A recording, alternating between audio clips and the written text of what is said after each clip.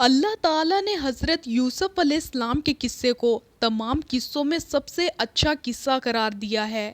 اس کی وجہ یہ ہے کہ حضرت یوسف علیہ السلام کی مقدس زندگی اتار چڑھاؤ، رنج و راحت سے گزری ہے۔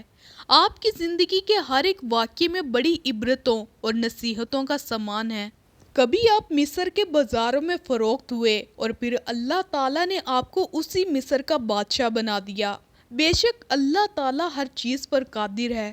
حضرت یوسف علیہ السلام کو ان کے سوتیلے بھائیوں نے حسد کی وجہ سے ایک اندھیرے کنویں میں پھینک دیا تھا اور اپنے باپ یعنی سیدنا یعقوب علیہ السلام سے یہ جھوٹ بولا تھا کہ حضرت یوسف علیہ السلام کو بھیڑیا کھا گیا۔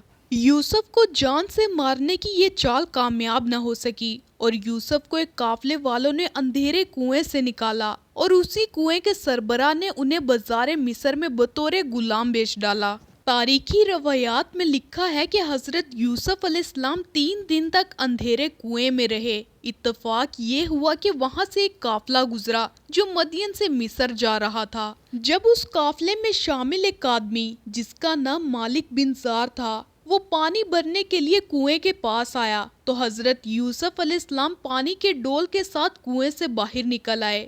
جب اس نے آپ کے حسن و جمال کو دیکھا تو بھاگ کر اپنے ساتھیوں کو خوشخبری سنائی۔ پھر آپ کو مصر کے بازار میں لایا گیا۔ آپ کے حسن کے چرچے پورے شہر میں پھیل گئے۔ لوگ اس خوبصورت غلام کو خریدنے کے لیے جمع ہونے لگے اور قافلے والے زیادہ سے زیادہ مالدار شخص کا انتظار کرنے لگے جو حضرت یوسف علیہ السلام کی زیادہ سے زیادہ قیمت ادا کر سکے۔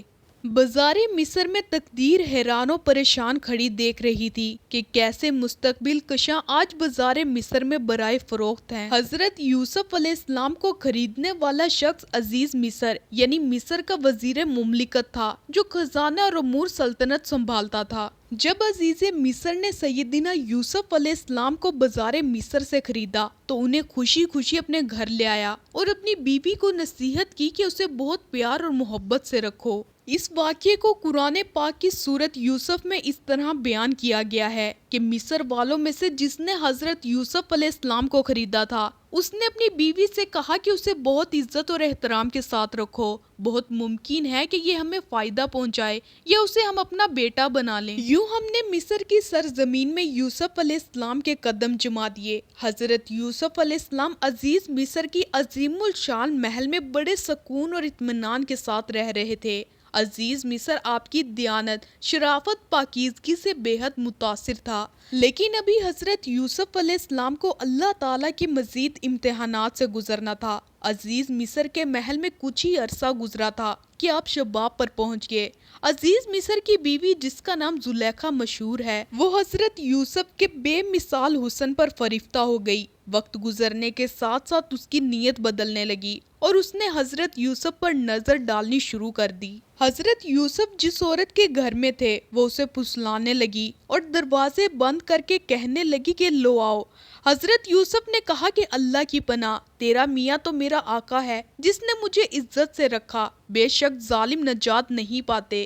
جب حضرت یوسف علیہ السلام نے دیکھا کہ یہ عورت شیطان کے چنگل میں پھنس گئی ہے اور دعوت گناہ پر بازید ہے تو آپ نکلنے کے لیے دروازے کی جانب بھاگے۔ حسن یوسف میں گھائل زلیخا آپ کو پکڑنے کے لیے آپ کے پیچھے بھاگی۔ اس کے ہاتھ میں حضرت یوسف علیہ السلام کی قمیض کا پچھلا دامن ہاتھ آ گیا جسے اس نے اپنی طرف کھینچا تو وہ پھٹ گیا۔ حضرت یوسف زلیخا سے اپنا ایمان بچانے کی کوشش میں تھے کہ اتنے میں عزیز مصر بھی وہیں آ گیا۔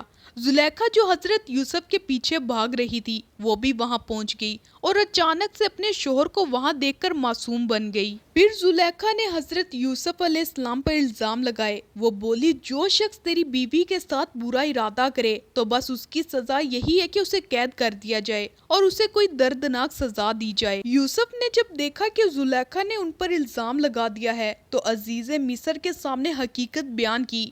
اس حوالے سے قرآن کریم میں ارشاد باری تعالیٰ ہے، یوسف بولے یہی مجھے اپنی نفسانی خواہش پورا کرنے پر مجبور کر رہی تھی۔ عزیز مصر کے سامنے ایک طرف بیوی تھی جو حضرت یوسف علیہ السلام پر بدکاری کا الزام لگا رہی تھی، دوسری طرف حضرت یوسف علیہ السلام تھے جن کی شرافت، پاکیزگی، صداقت اور سچائی کا وہ خود گواہ تھا اور سوچنے لگا کہ ان میں سے کون سچا ہے۔ عورت کے گھر والوں میں سے ایک نے گواہی دی کہ اگر اس کا کرتا آگے سے پھٹا ہوا ہے تو عورت سچی ہے اور وہ جھوٹا ہے، اگر اس کا کرتا پیچھے سے پھٹا ہوا ہے تو یہ جھوٹی اور وہ سچا ہے۔ جب سیدنا یوسف علیہ السلام کا کرتا دیکھا تو وہ پیچھے سے پھٹا ہوا تھا، تب اس نے زلیخا سے کہا کہ یہ تمہارا فریب ہے اور کچھ شک نہیں تم عورتوں کے فریب بڑے ہوتے ہیں۔ پھر عزیز مصر نے کہا کہ یوسف اس بات کا خیال نہ کر اور زلیخا تو اپنے گناہوں کی بخشش مانگ، بے شک خطا تیری ہی ہے۔ تفسیر ابن کثیر اور معروف القرآن میں ایک دودھ پیتے بچے کا ذکر ہے جسے اللہ تعالیٰ نے بولنے کی طاقت عطا فرمائی تھی اور اس نے عزیز مصر کو یہ حکیمانہ مشورہ دیا تھا جس میں یوسف کی بے گناہی ثابت ہوئی۔ یوں حضرت یوسف اس امتحان میں سرفراز ہوئے اور اپنی پاک دامنی ثابت کرنے میں کامیاب رہے۔